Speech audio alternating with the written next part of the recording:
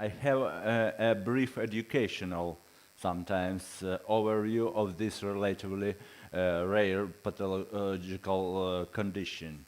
And this is mainly my personal experience, but it was very short. I have not much time to prepare, but I think we will see the possible treatment option of this rare condition. This is craniopharyngioma is a benign paracellular tumor which develops from embryonic cells of the Radke's pocket. Also, we can say that he has aggressive neoplasm due to the sometimes very significant and rapid mass effect. There are some theories about the possible origin of this tumor, and there are two main theories. The first is embryogenetic theory. This is of transformation of embryonic epithelial squamous cells of craniopharyngeal duct. All these events are at the fourth week of fetal formation, and due to invagination of the epithelium of the embryonic oral fossa, it's formed the structure which later became an adenohypophyse. And there are the remnants of the epithelium, and these remnants can be also the origin of further the craniopharyngioma. From the diencephalon formed the neurohypophyse. Another theory is metaplastic theory, that there is the metaplasia of adenohypophysis cells and Radke's pocket. All those what I told was at the previous slide. But now about epidemiology of this tumor. This is a relatively rare tumor. 0.13 cases per 100,000, and there is amount 2 or 5% from primary intracranial lesions. It is more common in two categories. In childhood, 55% at the age of from 5 till 12 years old. And also there are the second peak of incidence at the adults 55, 65 years old. There is no male-female differences, and there are no factors of genetic predomination.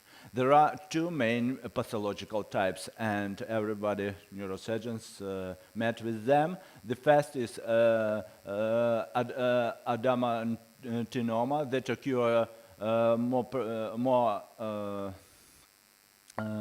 often in childhood, and it is cystic and solid components with possible calcification, which you can see during investigations at the neurosurgical operation. And also papillary that can occur predominantly in adults, and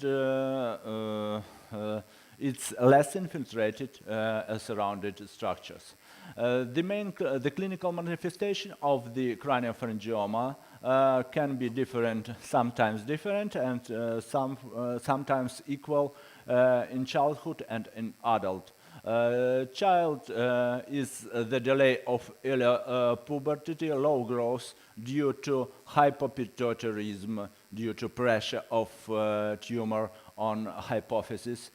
Children and adult diabetes introduce, yes, as I told earlier, hypopituitarism.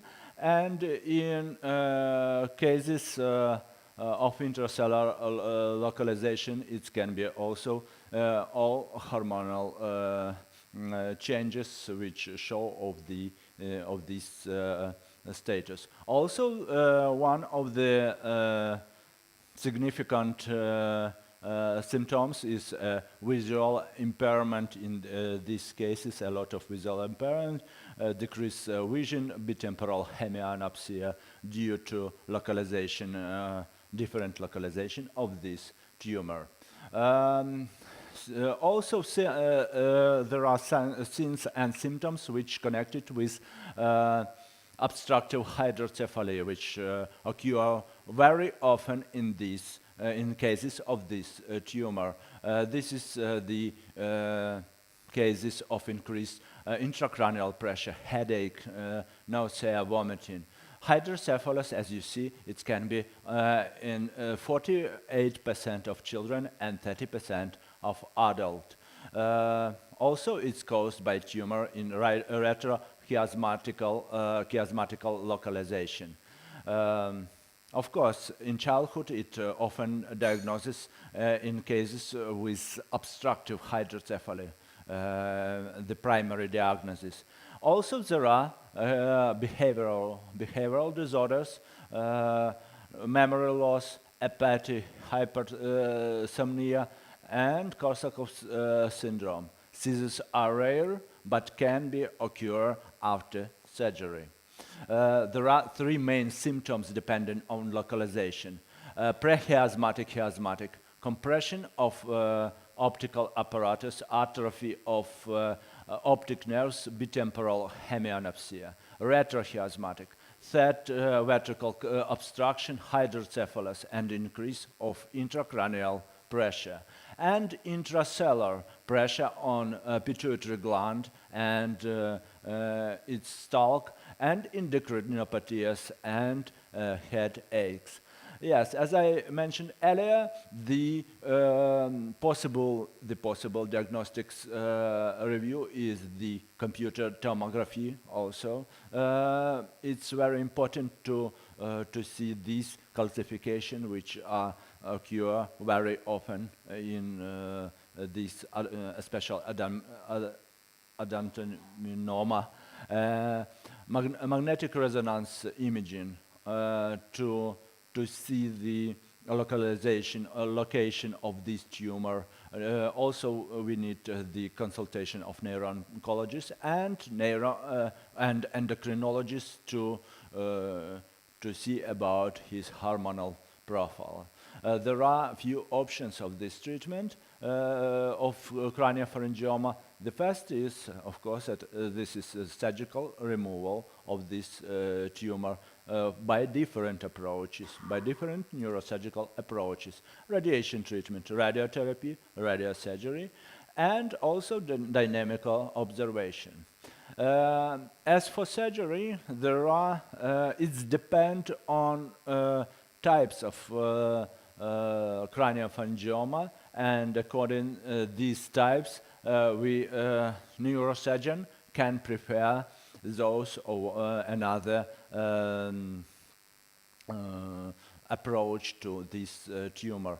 First type is preinfundibular, which is localized at the front of pituitary gland stalk, and it can be treated by surgeons by subfrontal or transsphenoidal approach. The second, and also there are a few different subtypes of this type. The second type is transinfundibular, located directly above the pituitary gland stalk, usually compressing the cavity of the third ventricle. You see here.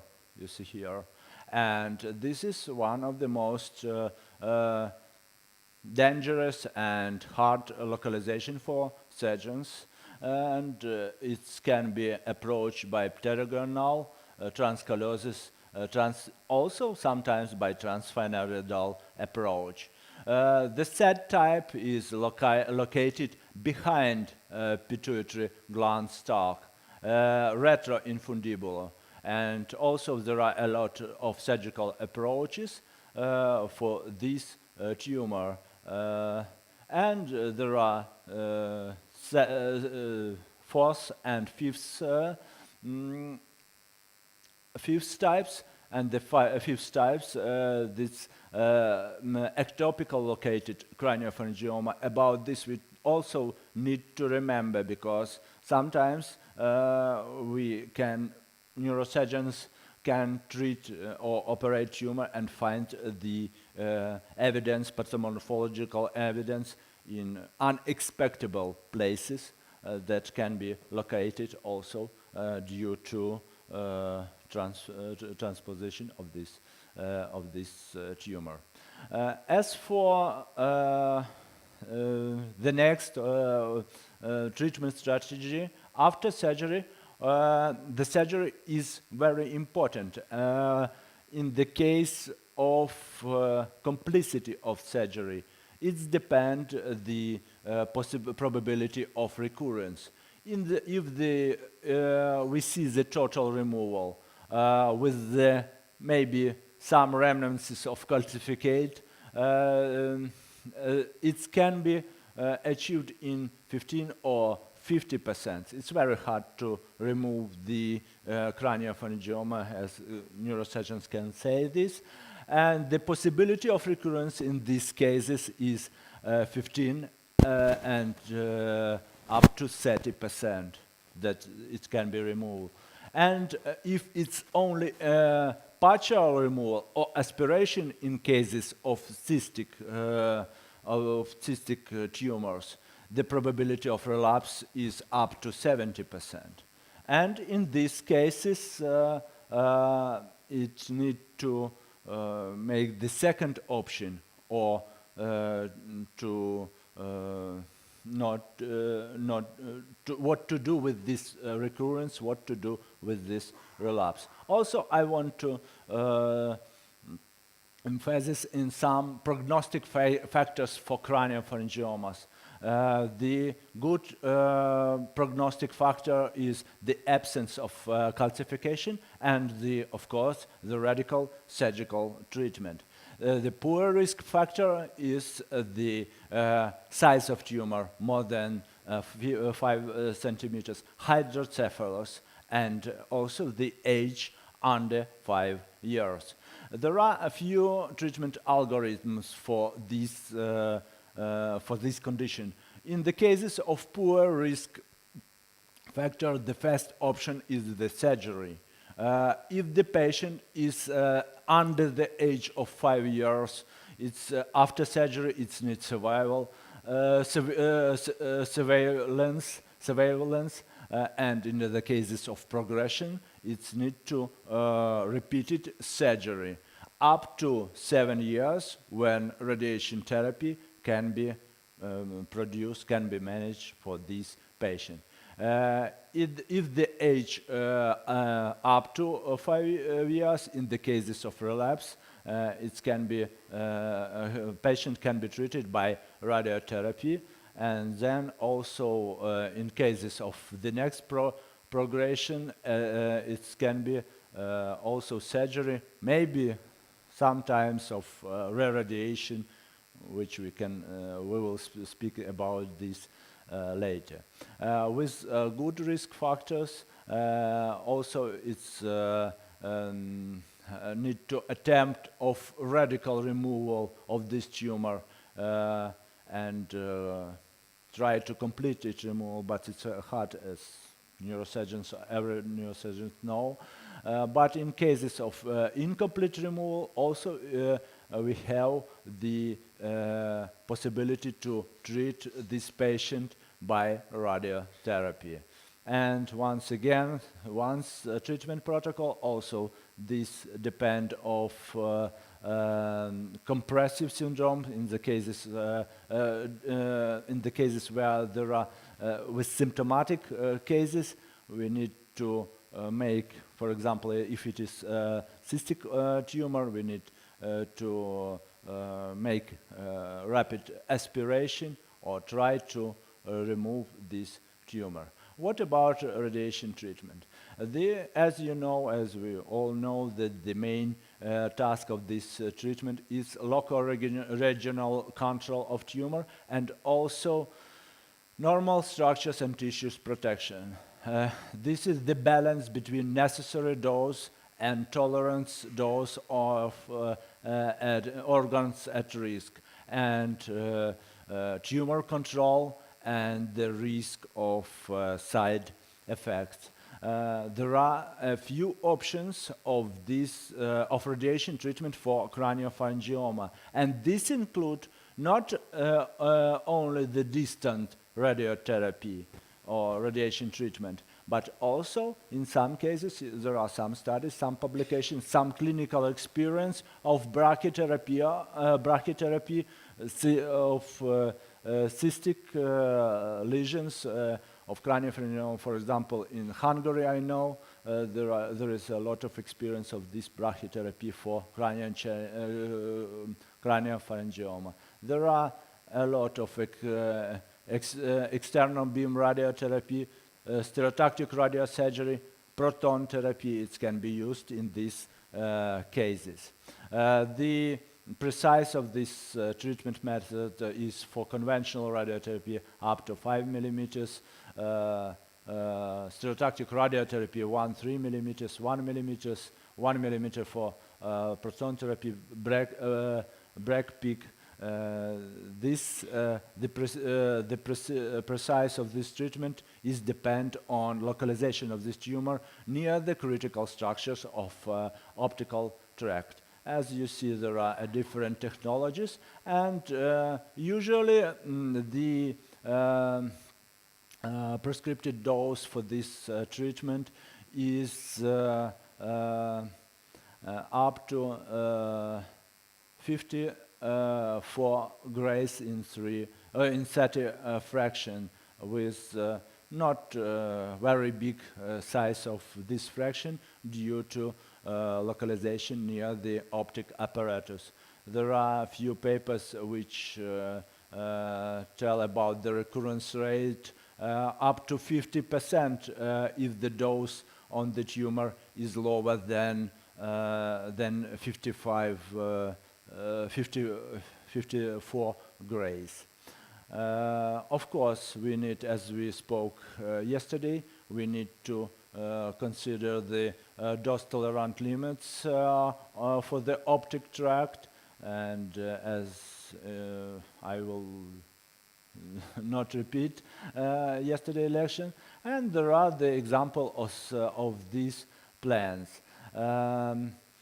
The tumor control and survival in the cases where it was where the surgery was supplemented by radiotherapy is relatively high, and progression-free survival in a few studies is 5 years, is up to 80%. 10 years is something slower in some studies, and the survival is also high as for benign tumor, as we expected for benign tumor. Yes, and here there are some examples of this treatment of external beam radiation therapy. About the local relapse and free survival, we can compare the surgery only and compare with surgery with radiotherapy. We see that these rates are more higher. Radiation treatment toxicity is of course, one of the main, this is the deficits or in hormonal function. Also, it's depend on this previously hormonal status.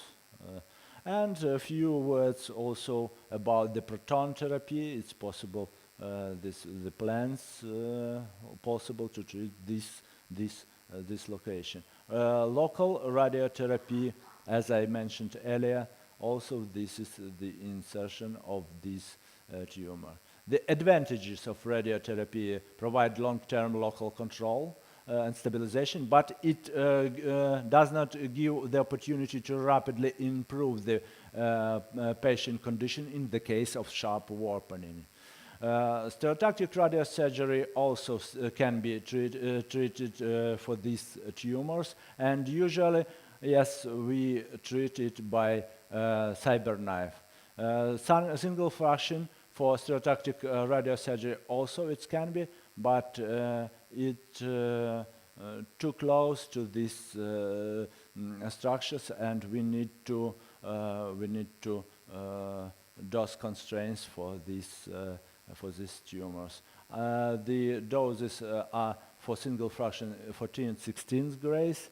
Also, as I mentioned yesterday, there are dose limits, and there are few cases.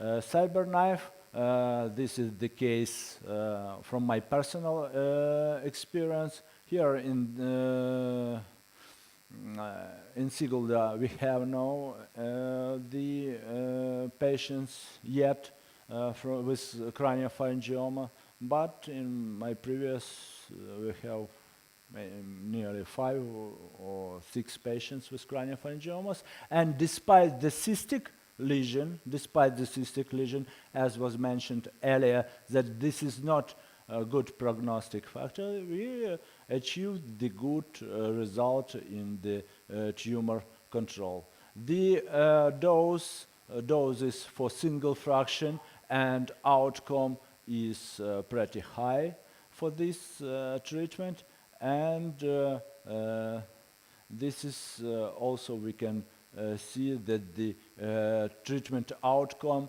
is up to 95%. Post-radiation, post-radiosurgery toxicity also is the optic apparatus post-radiation toxicity, brain tissue necrosis, pituitary deficit, and cognitive and memory deficits. At the conclusion, we can say that the stereotactic radiosurgery for these for craniopharyngiomas,